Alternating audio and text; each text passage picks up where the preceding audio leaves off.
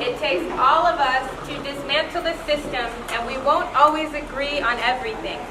Because of love for the community and each other, we work through challenges instead of walking away. Yeah.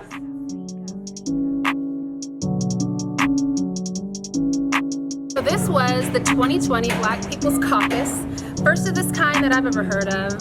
Movement for Black Lives, Mass Liberation, and we partnered with some local organizations, Black Lives Matter, Phoenix Metro, Black People's Organizing Collective, Phoenix Local Organizing Committee, Venus Clapback, who handled it.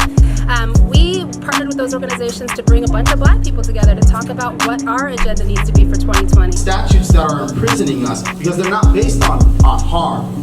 They're based on how can we make this population the most bloated it can be so that we can exploit Black and brown bodies. Focus on the stage area.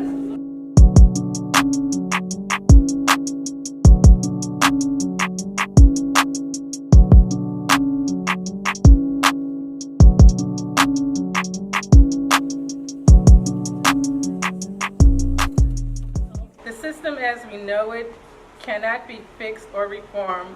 We work to dismantle it. That's right. Slavery was legal, y'all. Slavery was a legal institution. It was allowed. We were working on figuring out what the candidates for the presidential were saying and how it applied to our lives, and we said forget that. We're not going to listen to what they're doing and what their policies are. We're going to make our own list of demands. So we came together, we sat and talked about our own lived experience, decided what that translates into in terms of what was lacking and what our demands are, and then we analyzed it up against what the candidates are saying. Yeah, I've been to Canada and they all got health care, no matter what you do, they like it work. Like we meet the police, but we ain't meet the legislators who vote. Like in 1987, Ronald Reagan and George Bush under that presidency passed the 100-to-1 crack cocaine law, and that locked up more Black people than any law in the past 30 years. Call a response, I'm gonna lead y'all through it. I'm gonna say it, and then y'all say it back, right? Go ahead, elevate your energy, elevate your voice, all right?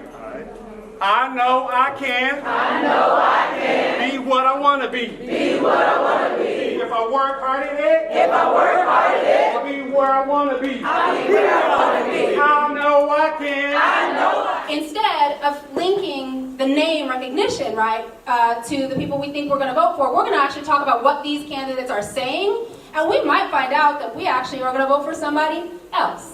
So that's what we're going to do. This is all going to be anonymous. We'll do a big reveal if you can just bear with us afterwards. We're going to tally the votes and give you the information about who we really want as Black people. When we were out canvassing for this event, we asked folks, who do you think you're going to vote for? And Black folks by and large said, oh, I know who, and they said their name. But when we asked them what was the name connected to, what was the policy that made them want to do that, they didn't have an answer. So we decided instead that we were going to bring folks together based on policy. We were going to take the names away from it. We were going to rank candidates in A, B, C, and D categories, and put their policies aside those A, B, and C categories, and let folks vote on candidate A, B, C, and D. So instead of knowing who you were going to vote for, you were able to vote based on the policy. We also didn't do a winner takes all. We did ranked choice voting.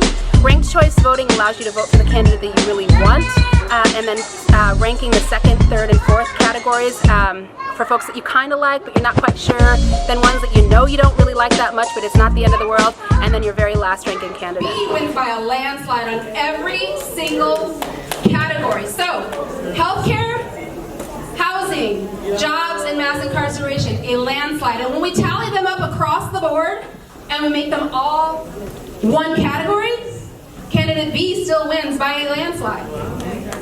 That means that Black people want Bernie Sanders as our next president. Who knew that? Brandon knew that. I didn't know that. We believe that we will win. We believe that we will win. We believe that we will win. We believe that we will win. Wake up! We believe that we will win. We believe that we will win. We believe that we found, surprisingly, overwhelmingly, that there are gaps in the system in terms of what's best for Black folks. And so now, I think this is the first of many gatherings that we're going to have with Black folks in the South Phoenix and Metro Phoenix community to decide how we can pressure these candidates to care about what we want, because Black Lives Matter.